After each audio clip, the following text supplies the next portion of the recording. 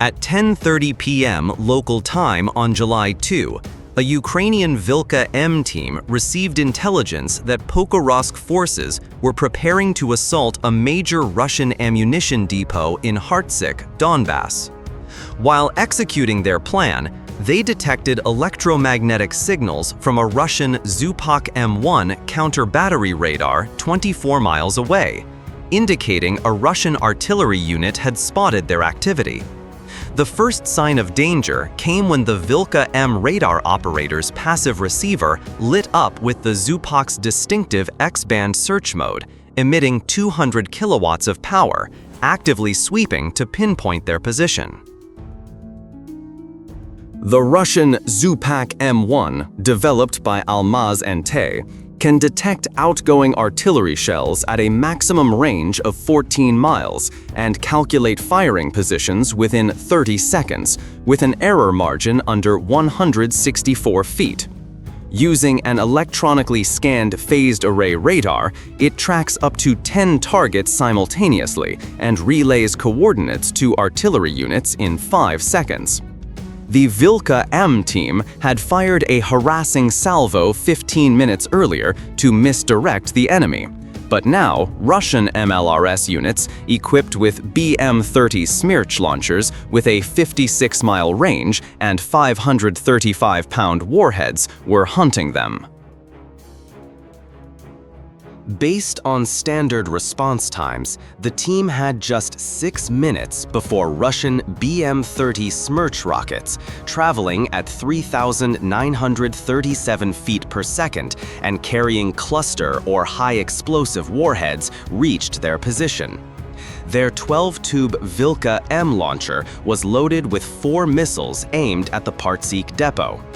The team commander initiated an emergency launch sequence while the gunner hurriedly input GPS coordinates, relying on intelligence from a Ukrainian Orlan-10 drone flying at 16,400 feet, 12 miles away. Each Vilka M requires precise target data loaded via a secure military tablet, connected to the missile's guidance system through an AES-256 encrypted data link. This process typically takes 3 minutes, but under pressure had to be completed in 90 seconds. In combat conditions, any input error could send the missile off target, jeopardizing the entire mission. The Vilka M, Ukraine's most advanced self-developed missile system, designed by the Kiev Design Bureau, carries a 1,764-pound missile with a 375-pound warhead capable of penetrating reinforced concrete, equivalent to 551 pounds of TNT.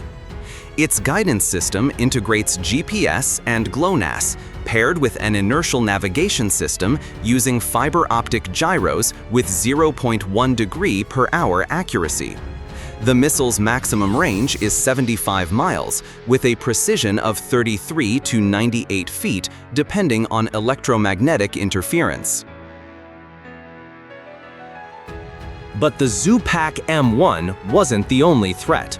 25 miles west, a Russian S-400 system with a 91 N6E radar, capable of detecting targets at 373 miles, began scanning the area, heightening the risk of exposure. Loading coordinates while under Russian radar scrutiny turned an already perilous task into a deadly one. At 10:32 p.m., Russian jamming intensified across all GPS and GLONASS frequencies, with interference 10 dB above the satellite signal threshold. The tablet's screen flickered as satellite connections dropped, forcing the gunner to switch to manual input. Without GPS confirmation, he had to trust the pre-surveyed coordinates were accurate within 16 feet. Any mistake could cause the missile to miss, leaving the Russian depot intact and exposing the team to retaliatory fire. Meanwhile, a thermal sensor detected a heat signature 20 miles northeast from a BM-30 Smerch launcher mounted on an 8x8 MAZ 7911 truck with a 710 horsepower diesel engine. The Smerch rockets, moving at 3,937 feet per second, would arrive in about 4 minutes. The Vilka M's automated loading system with high-speed hydraulics could ready one missile every 20 seconds, but all 4 needed to launch before relocation. Standard doctrine mandates a 45-second interval between launches to prevent heat damage. But under pressure, the team cut it to 30 seconds, risking launcher overheating. At 10:34 p.m., the first Vilka M missile roared from its tube. The launch signature was instantly detected by every radar within 31 miles, including the 9S-18M1 Kupol radar of a Buk M2 air defense system 16 miles away, capable of tracking targets at 4,921 feet per second. The team didn't wait to monitor the trajectory. The gunner authorized the second launch, while the driver started the 8x8 Kraz 7634HE transport truck's 400 horsepower YAMS 7511 diesel engine. Doctrine requires relocation within 90 seconds of the first launch, but completing the firing mission took priority. They paused to fire the second missile at 10:34 p.m. The exhaust plume created a 131-foot thermal column, easily detected by infrared sensors on a Russian forepost at 19,685 feet. The Zupak M1 calculated their position within 164 feet and relayed coordinates to multiple fire units. A 2S-7M Malka self-propelled gun 9 miles away began rotating its 8-inch barrel, ready to fire a 243-pound high-explosive shell in 3 minutes. The team commander could now hear the incoming Smerch rocket's distinctive whistle, signaling 30 seconds until impact. The third missile launched at 10:35 p.m., its blast shattering windows in abandoned buildings 656 feet away. The Vilka M launcher's ceramic thermal coating, designed to withstand 2,732 degrees, began cracking from the rapid-fire sequence. One more shot, then they'd move. The driver revved the engine to 2,200 RPM, ready to accelerate once the final missile launched. 30 seconds later, the fourth Vilka M fired just as the first Smerch rocket struck 1,312 feet north. The 2.5 bar shockwave rattled the truck, with metal fragments flying overhead. The 33-ton vehicle lurched forward as Russian rockets pummeled their former position. They had exposed themselves too long to every Russian unit within 62 miles, but 4 precision missiles were now streaking toward Hartzik at 3,609 feet per second. At 10:40 p.m., the lead Vilka M missile descended through 26,247 feet, approaching Russian forward air defenses. Its 32-bit, 200 MHz onboard computer processed guidance updates 50 times per second, countering jamming from Russia's Krasuka 4 system, emitting 300 kilowatts across S and C bands. In about a minute, it would either detonate its warhead or become a casualty of electronic warfare over Donbass. The missile's triple-redundant guidance system detected GPS signal degradation entering Russian-controlled airspace. The signal-to-noise ratio fell below acceptable levels, forcing a switch to GLONASS backup. Russian R-330Z Zhetel jammers, blocking satellite signals within an 18-mile radius, disrupted GLONASS too. Within 500 milliseconds, the Vilka M shifted to pure inertial navigation, with fiber optic gyros maintaining 0.2 degree per hour accuracy. Meanwhile, a Russian Orlan-30 drone with multispectral infrared sensors detected the missile's heat signature 9 miles away. 25 miles ahead, a 9A331 radar of a Tor M2 air defense system acquired the missile. The 9S350 radar, with a 20-mile range and capacity to track 48 targets, locked on at 19,685 feet. The operator watched as the target descended at 3,609 feet per second within engagement range. The fire control radar, with 600 kilowatt power and 0.5 degree angular resolution, tracked the target. Lock-on was achieved at 10:41 p.m. The Tor M2, Russia's premier point defense system against precision munitions, uses 9M338 missiles, engaging targets from 0.6 to 9 miles and 33 to 32,808 feet.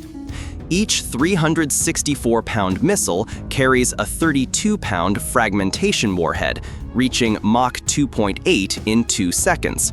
Reaction time from detection to launch is 5 to 7 seconds. For a predictable ballistic trajectory, this would be a sure hit, but the Vilka M didn't follow one. At 10:42 p.m., its guidance system executed a programmed 15-degree left maneuver while maintaining descent. This adjustment pushed it outside the Tor's pre-calculated intercept zone, forcing the fire control computer to recalculate. The operator allowed automatic engagement, launching 2 9M338 missiles 30 seconds later. These semi-active radar-guided missiles received updates via a Ka-band command link.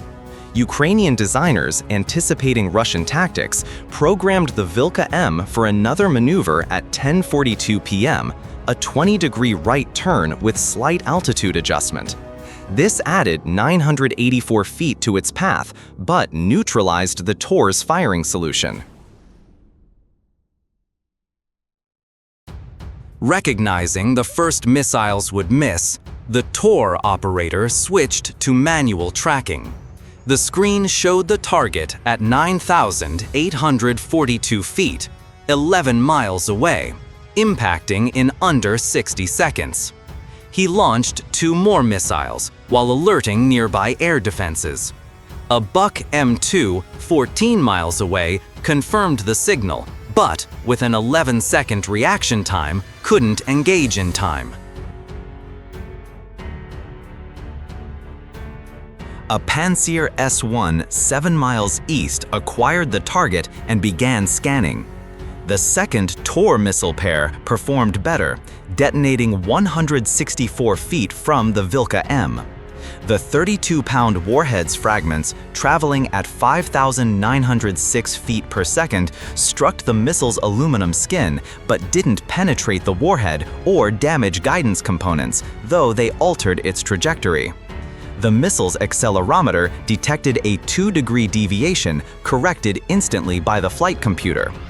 As the lead missile descended through 4,921 feet, the second Vilka M entered the engagement zone 30 seconds later. The Tor crew, focused on the lead target, didn't anticipate this until 10:43 p.m. With 4 missiles left and 2 high-speed targets, the system could only track 2 with high resolution. Doctrine prioritized the nearest threat, but engaging multiple targets stretched its capabilities. The Pantsir S-1, equipped with a 1 RS-21E phased array radar and 12 57E6 missiles with a 12-mile range, attempted support. But the Vilka M missiles approached from a blind spot, requiring a 140-degree turret rotation while calculating a firing solution. By the time the 164-pound 57E6 missiles reaching Mach 3 were ready, the lead missile dropped below 1,640 feet into terrain cover. Without action in the next minute, the Vilka M missiles would be unstoppable. At 10:49 p.m., the lead missile entered its terminal phase 5 miles from the Hartsik depot. 4 Russian air defense systems, Tor M2, Panzer S-1, Buk M2, and an S-300 PMU-2 18 miles away, focused sensors on the threat, generating overlapping radar fields with over 2 megawatts of power. The Tor M2 crew had one final chance. Their radar showed the missile terrain-hugging at 1,312 feet, using a 492-foot hill to mask its approach. In 15 seconds, it would clear the hill and dive toward the target. The Tor operator preset remaining missiles for the calculated emergence point based on 9S-350 radar data scanning at 10 Hz. 3 miles south, a Panzer S-1 joined the engagement. Its 90-degree-per-second turret and phased array radar, scanning 1,200 targets per minute, tracked the target at 1,312 feet but struggled to lock through terrain clutter. The final defense was a ZSU-23-4 Shilka unit at the depot's northern perimeter. Its 4 23mm cannons, firing 3,400 rounds per minute with a 1.6-mile effective range, created a dense bullet wall. The gunner swiveled the turret toward the predicted approach, but the radar-guided fire control struggled to distinguish the missile from background noise. At 984 feet per second, the gunner had 3 seconds to engage. At 10:49 p.m., the Vilka M cleared the hill as predicted.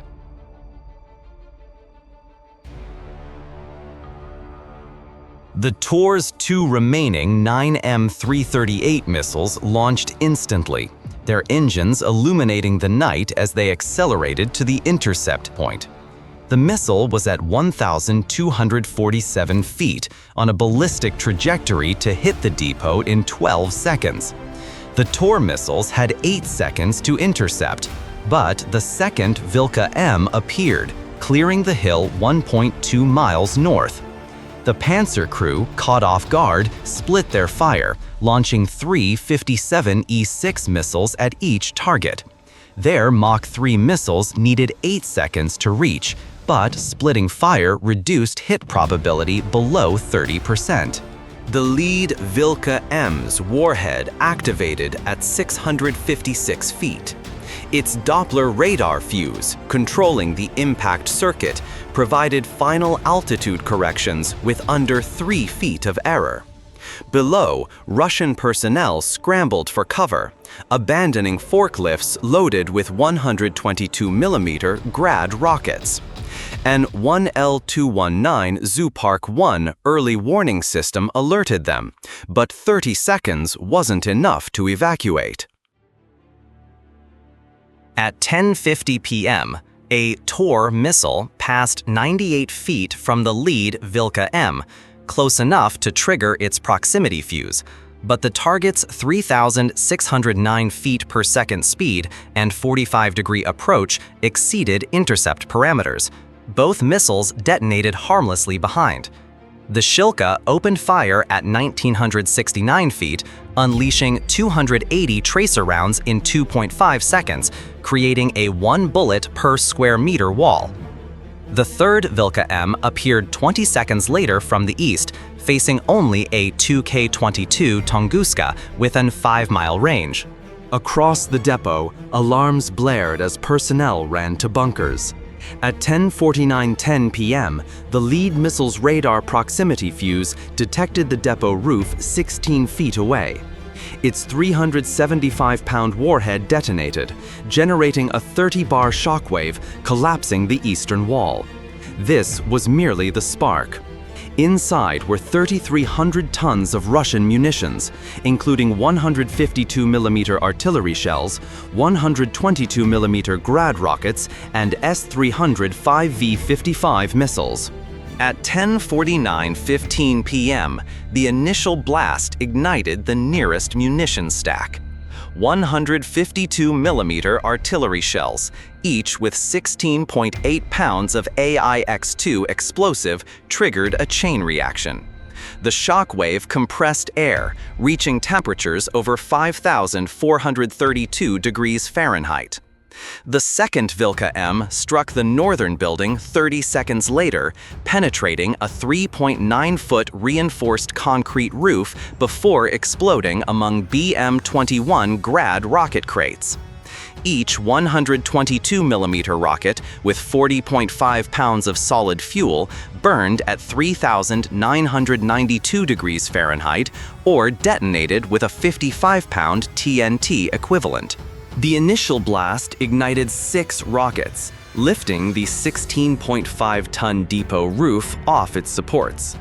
The third Vilka-M hit the western depot at 10:50 p.m., targeting a Grad 9M22U rocket stockpile with 14-pound cluster warheads. Heat and pressure triggered secondary explosions, shaking the ground. By 10:51 p.m., flames reached the S-300 missile storage, each 5V-55 missile with 293 pounds of explosive and solid fuel detonating. The shockwave shattered windows in Kartsek, 1.9 miles away. The fourth Vilka-M arrived at 10:52 p.m., striking an already blazing inferno. Its solid rocket motor plowed sideways, impacting fences or other structures. Russian firefighting teams, equipped with Ural 4320 trucks carrying 1,320-gallon extinguishers, could only watch as temperatures exceeded 3,272 degrees Fahrenheit. At 10:55 p.m., an underground Smerch 300mm missile bunker exploded, creating a 131-foot crater and a mushroom cloud visible 3 miles away. By 11:10 p.m., 4 massive fires illuminated the former depot site. An estimated 3,300 tons of munitions, 70% of Russia's regional artillery supply, were destroyed. For the next 3 weeks, Russian artillery capabilities would be crippled.